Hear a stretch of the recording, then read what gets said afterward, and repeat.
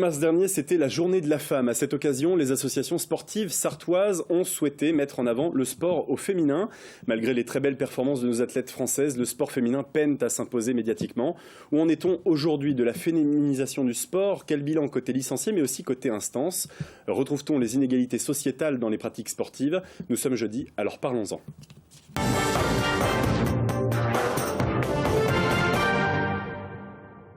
À tous. Pour répondre à toutes ces questions et d'autres encore, je reçois sur ce plateau Nathalie Mauclair, double championne du monde 2013 et 2015 de trail. C'est de la course nature en longue distance pour ceux qui ne parlent pas l'anglais. Bonsoir Nathalie Mauclair. Bonsoir. Gérard Gallo, bonsoir. Bonsoir. Vous êtes président du comité départemental de handball de la Sarthe. France Torski, bonsoir. Bonsoir. Vous êtes membre du comité directeur de Samouraï 2000. Oui. Et puis Pascal Maucan, bonsoir. Bonsoir. Vous êtes secrétaire général du comité départemental de rugby en Sarthe et responsable de la section féminine du club de Pontlieu. Voilà, c'est ça, tout à fait. Merci à vous quatre d'avoir accepté notre invitation. Avec vous, je le disais, on va parler de la place des femmes dans le sport aujourd'hui. Où en est-on? On va commencer par un état des lieux dans vos clubs respectifs. Et puis on parlera aussi de votre expérience. J'ai envie de commencer par là. Nathalie Mauclair, vous êtes donc championne du monde. Vous avez fait des courses très connues, notamment la diagonale en Réunion. C'est ça, la diagonale du Fou. C'est ça. C'est 100 miles, donc 160 km, plus de 10 000 mètres de dénivelé positif et négatif, que j'ai couru en non-stop en 28 heures. Et dans le même type, j'ai fait aussi le Tour du Mont Blanc, ce qu'on appelle l'UTMB, qui est assez bien connu pour les gens qui courent un peu. Et donc là, c'est le même format, 170 km, plus de 10 000 mètres de dénivelé, et je l'ai couru en 25 heures. Donc une femme peut le faire? Oui. Et ça, c'est un petit peu ce qui choque, parce que c'est un nouveau sport finalement.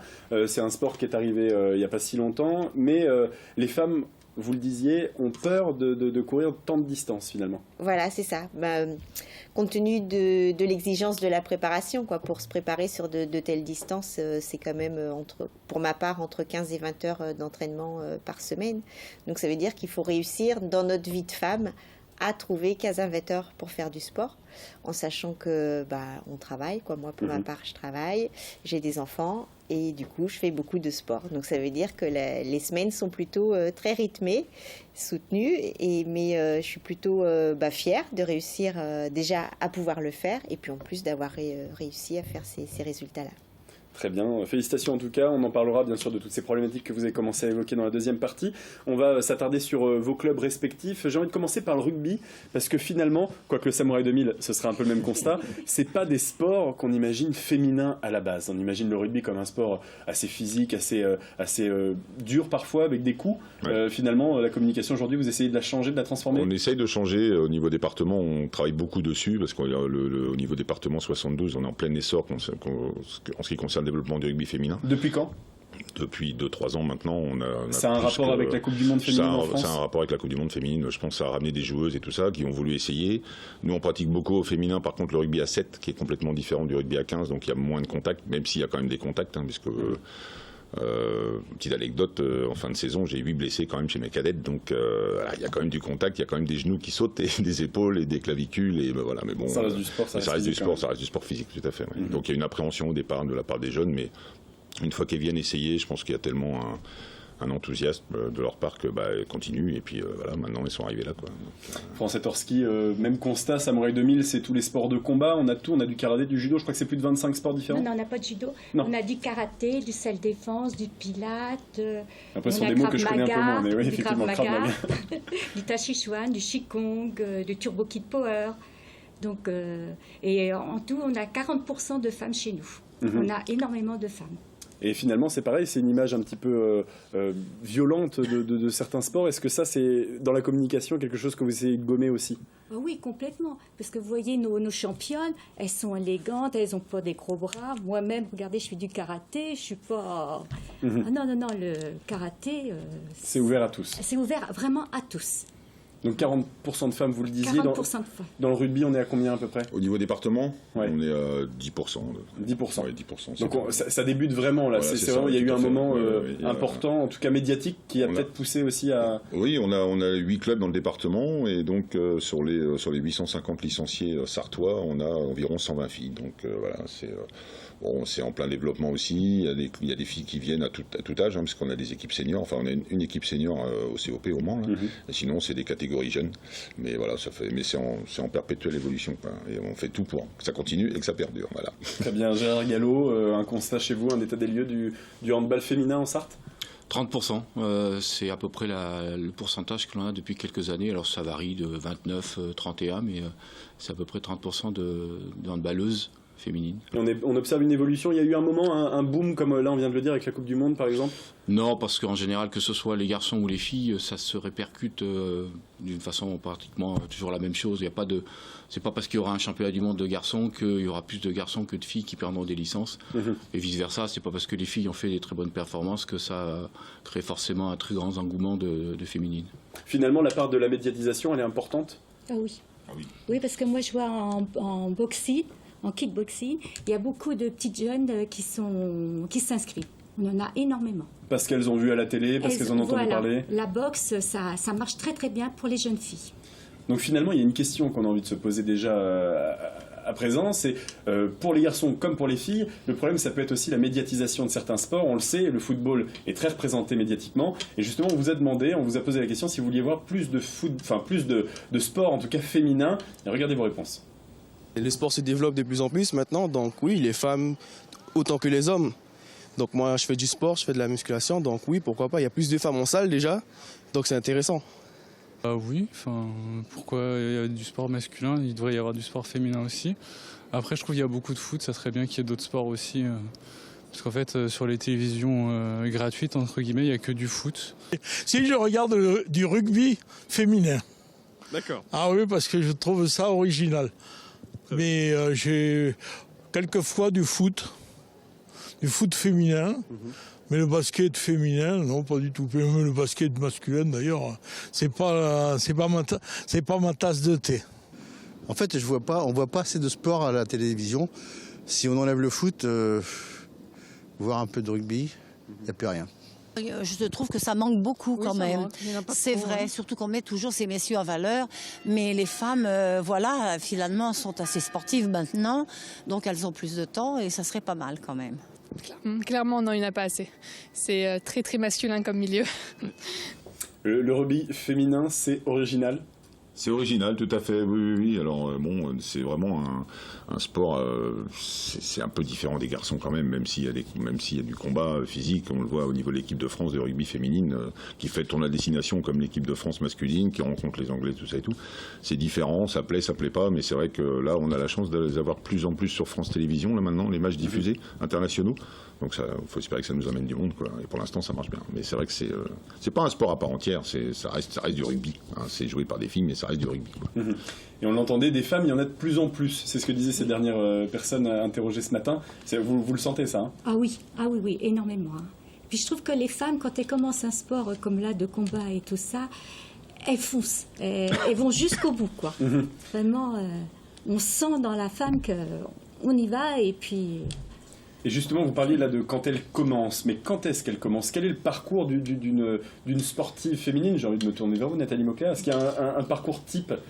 Alors moi je suis très atypique puisqu'en fait j'ai pas fait de sport avant 40 ans et je m'y suis mis à 40 ans. Donc j'ai envie de dire non, il n'y a pas de profil type.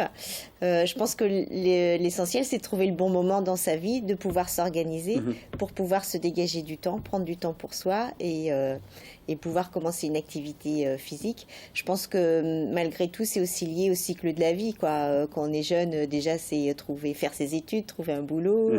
Après souvent c'est fonder une famille, quoi. Moi ça a été été mon cas. Et puis une Est-ce fois que que c'est la j'avais différence fait... justement avec un homme? Est-ce que le parcours d'un homme peut être plus linéaire en sport qu'une femme qui va avoir plus de changements entre la puberté, peut-être un enfant plus tard, et Voilà, il y a plus de périodes de vie qui changent, c'est ça? Exactement, puisque déjà pendant la grossesse, c'est difficile de faire du sport. Après, il y a l'envie, la motivation de pouvoir s'y remettre, quoi. Tout ça, c'est des contraintes physiologiques et des cycles de vie qui font que même si l'homme il est très investi dans la maternité, c'est pas lui qui porte l'enfant et en conséquence, il n'a pas d'interruption dans sa carrière. Alors qu'une femme, forcément, il y aura des moments un peu plus de creux. Ça se ressent, ça, dans un club, Gérard Gallo, la poursuite d'un sport pour une femme ou pour un homme, ça peut être différent justement avec ces changements d'étapes, de passage dans la vie? Oui, ça se ressent. Alors après, les changements se font des fois aussi par rapport au cursus scolaire, parce qu'à un moment donné... Un déménagement. Voilà, parce que le Mans n'a pas forcément toutes les possibilités dans les classes préparatoires, etc. Et puis après, nous, ce qu'on constate en sport collectif au niveau des filles, c'est que c'est assez, comme on dit, assez fusionnel. C'est-à-dire que s'il y a un groupe de filles qui s'entend bien, il suffit qu'il y en ait 2 ou 3 pour une raison X ou Y qui arrêtent ou qui partent. Des fois, ça fait partir un groupe entier parce que il y a une certaine complicité entre les filles qu'on n'a pas forcément entre les garçons. Pascal Maucan. Et inversement, ça marche aussi bien dans l'autre sens, c'est-à-dire qu'il y a 3-4 filles qui sont venues essayer, en l'occurrence le rugby chez nous, et que ça leur a plu, ils en ont parlé à les copines, et c'est comme ça qu'on est passé de... Il y a eu 15 personnes en plus. Oui, tout à fait, c'est ça. Ouais. Et c'est la plupart du temps, c'est ça, dans leur carrière de sportive, jeunes, entre guillemets. On commençait à n'importe quel âge par les parents, les frères, les sœurs qui jouaient, enfin les frères qui jouaient déjà, les parents qui jouaient déjà, et puis de fil en aiguille, au collège, au lycée, viens essayer, c'est bien, et puis voilà, donc on arrive maintenant à avoir un effectif impressionnant, quoi. Francis Torski, ça, le changement, vous le ressentez? Nous, au Sport 2000, on fait du sport en famille. Donc, comme ça, les parents, comme le samedi matin, les parents emmènent les enfants soit au kickboxing, au karaté, et pendant ce temps-là, la femme fait du turbo kick power, elle va à la musculation. On fait les horaires très flexibles, quoi. Pour essayer de nouveaux sports aussi et permettre de... Là, vous parlez de turbo kickboxing, c'est ça? Non, turbo kick power. Power, d'accord, Voilà. okay, parce qu'il y en a plein différents. Turbo kick power, c'est de la musique avec des mouvements de karaté. D'accord. Et c'est destiné exclusivement aux femmes ou alors Non, on a 4-5 hommes avec nous. Mais là, bizarrement, les hommes sont moins représentés dans ce... Ils sont moins représentés. Mais ça marche très très bien le turbo parce que là, c'est pour le cardio et vraiment on perd de l'énergie, il y a de l'énergie et tout ça, c'est super bien, quoi. Et justement, on va faire une petite démonstration aux 24 heures moto. Très bien, on en reparlera dans la troisième partie puisqu'on parlera d'avenir. Vous viendrez aussi au Nat Trail à Champagné le 1er mai. Donc course de trail, course nature, il y a 3 parcours, 8, 16 et 30 km et il y aura une animation avant le 7 km de Turbo Kick Power. Ah, très bien. Très bien, donc comme ça, voilà, on échange les infos. Comment on entame un retour au sport? Vous le disiez, vous, c'est à 40 ans, donc c'était presque un début. Comment on s'organise pour ça? Alors en fait, moi, c'est arrivé par un défi avec un ami qui m'a proposé de faire un marathon avec lui. Et du coup, je lui avais promis que je serais avec lui pour ce marathon. Donc après, je tiens à mes engagements. Donc il a fallu que je trouve mon organisation pour pouvoir courir ce premier marathon. Donc c'est là où en fait j'ai testé différents types d'entraînement, les créneaux horaires, tout ça. Et puis j'ai la chance que mon employeur soit plutôt et mes collègues soient plutôt conciliants. Donc du coup, c'est arrivé un petit peu plus tard et du coup accepter de partir un peu plus tard, quoi. J'ai la chance d'avoir des horaires qui soient flexibles. Donc c'est ça qui m'a permis de pouvoir commencer et de pouvoir m'organiser. Et puis aussi, il faut que le conjoint soit complètement d'accord avec le projet. C'est pas un projet individuel, parce que là, ça veut dire que là où ça pouvait être moi qui allais récupérer les enfants à l'école, et du coup, ça a été basculé sur lui, et que moi, je faisais peut-être plus souvent, j'en sais rien, les leçons le soir. Du coup, il y a peut-être un soir, c'est plus souvent lui, et moi, c'est un soir par semaine, quoi. Vous voyez. Du coup, les rôles ont été un petit peu inversés dans les tâches familiales et ménagères à la maison, où moi je suis plus à l'extérieur et mon mari plus présent avec les enfants. Comme quoi on arrive à casser un peu les barrières sociétales, on en reparlera dans la deuxième partie. Pascal Maucan, pareil, comment on entame, on peut commencer un sport à n'importe quel âge? Alors, chez les enfants, oui, chez les filles également, pareil. Au niveau de l'école de rugby, on peut les prendre à partir de 5 ans, et puis après jusqu'à, je dirais, 77 ans, pourquoi pas. Mais sans en avoir fait avant, c'est-à-dire sans en avoir fait avant. Moi, après un enfant ou alors en retraite, on a du temps, on peut se mettre à un sport. Moi, en l'occurrence, j'ai commencé le rugby parce que j'ai joué aussi pendant une vingtaine d'années. J'ai commencé à 21 ans, quoi. Donc avant, j'étais au lycée, faisais mes études, j'avais pas le temps de faire du sport. En ce qui concerne les féminines au COP, ça fait 20 ans qu'il y a une équipe senior fille qui existe. Et par exemple, ma femme a joué au rugby au COP en tant que senior fille, et puis après, les enfants arrivant, elle a arrêté, et puis bon, là maintenant, elle s'est orientée vers le basket, qui était son sport de base au départ, quoi. Mais beaucoup de femmes comme ça, arrêtent et reviennent après sur le terrain, donc voilà, mais on peut commencer à n'importe quel âge et jusqu'à ce qu'on puisse plus jouer, quoi. Parce que quand on aime ça vraiment. D'accord. Voilà. Alors, j'ai envie de vous demander quel est le profil d'un licencié. Est-ce qu'il y a un profil, par exemple, en handball? Un profil non, si on fait 2 mètres, c'est plus facile d'atteindre le haut niveau que si on fait 1m50. Mais non, il n'y a pas de profil. Enfin, ça dépend quel objectif on se fixe derrière. Ou c'est pour faire du sport, entre guillemets, loisir, ou c'est pour faire du sport, compétition, mais sans trop d'ambition, ou c'est pour faire vraiment une activité, un sport avec des ambitions de haut niveau. Effectivement, il faut un profil différent. Mais il n'y a pas de profil type pour faire du handball, puisque la pratique est ouverte au niveau du hand à tout le monde, même les personnes en situation de handicap. Donc, il n'y a pas du tout de... Et justement, on parle de femmes ce soir. Est-ce que les femmes, elles sont plutôt dans l'idée de faire du sport en loisir, ou il y a quand même la compétition qui les intéresse? Peut-être qu'au départ, c'est pas forcément compétition, et puis après, c'est les qualités de chacune. On voit Manon Ouette, je sais pas si au départ, quand elle a commencé à faire du hand, elle avait l'idée d'être en équipe de France. Bon, puis après, les performances font que on peut atteindre un certain niveau, et puis on continue, et puis voilà. Puis il y en a certaines qui viennent que pour faire du loisir. Aujourd'hui, on a des équipes loisirs où c'est des personnes, effectivement, qui ont des 20, 30, 35 ans, qui commencent le handball à cet âge-là, je dirais pour se défouler autour d'un ballon de hand, mais sans ambition sportive à démesurer, quoi. Manon Ouette, vice-championne olympique au dernier jeu, c'est une fierté aussi? Oui, bien sûr, oui. Enfin, pour un club, oui, pour le département, oui, c'est une fierté, bien entendu. Francis Torski, même question. Il y a un type de femme aujourd'hui. Est-ce qu'il n'y a pas une image aussi du self-défense, d'apprendre aux filles à se défendre toutes seules?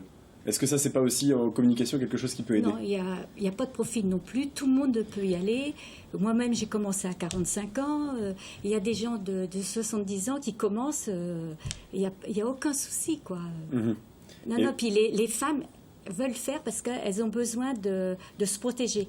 Il y a beaucoup d'infirmières, on a beaucoup d'infirmières donc qui travaillent la nuit et tout ça. Elles veulent se défendre au cas où il y arriverait quelque chose, quoi. Donc pour ça, c'est le Krav Maga, c'est le self-défense, voilà. C'est tous ces sports qui permettent d'apprendre se défendre. Voilà, pour se défendre. Voilà. Pareil, au rugby? Pour le rugby, contrairement à ce qu'on pourrait penser, il n'y a pas de profil type. D'ailleurs, on le voit dans l'équipe de France féminine, on n'a pas forcément que des monstres de femmes qui font 2 mètres avec 120 kilos de muscle, c'est complètement différent. Nous, au niveau catégorie jeune, on a des filles, quand on les a vues arriver la première fois, on s'est dit, mais c'est vraiment, tu veux vraiment essayer? Enfin, on ne va pas t'arrêter, mais oui, non. Et puis après 2-3 entraînements... C'était les premières à se rouler par terre dans la boue, et malgré un physique qui était plutôt un physique de danseuse. Elles se reconnaîtront, les filles, d'ailleurs. Elles vont m'en vouloir demain à l'entraînement, mais c'est pas grave. Donc voilà, non, il n'y a pas de profil type. Bon, après, faut pas non plus, faut pas appréhender le contact, faut pas appréhender les coups, faut pas avoir peur. Et puis après, lâcher prise. Voilà, c'est ça. Ouais. Et on parlait tout à l'heure d'amateurs, de professionnels. Pareil, il y a plus d'implication chez les garçons que chez les filles? Il y a plus d'implication chez les garçons, il y a plus une envie de compétition. Chez les filles, on essaye de leur instaurer ça, mais c'est encore tout récent. Donc, par contre, c'est vrai qu'on a, nous, dans les seniors filles, au COP, des filles qui jouent en élite au niveau fédéral, régional, tout ça et tout. Donc, c'est quand même un sacré niveau. Et on a d'ailleurs une ancienne joueuse du COP, on en est fiers, qui était sélectionnée en équipe de France de rugby l'année dernière pour la tournée aux États-Unis. Donc, c'est quand même une fierté pour le club du Mans d'avoir formé quelqu'un qui a commencé chez nous et qui est parti après en équipe de France, quoi. Donc, voilà. J'aurais envie de dire, je pense que la compétition, ça vient dans un second temps. Dans un premier temps, on vient là pour se faire plaisir. Et puis en fait, on commence à goûter à la compétition, on voit qu'on arrive à faire des choses. Pour moi, ça a été mon cas. Je me dis, ouais, je suis capable de faire ça, super. Donc du coup, je me suis entraînée plus. Et puis c'est comme ça, en fait, que je suis arrivée à de tels résultats. Mais au départ, quand j'ai fait le pari avec mon copain, loin de moi l'idée de me dire qu'un jour, je pouvais être championne du monde de la discipline de trail, quoi. Très bien, on parle dans un instant des problématiques, ce sera juste après la pub, restez avec nous.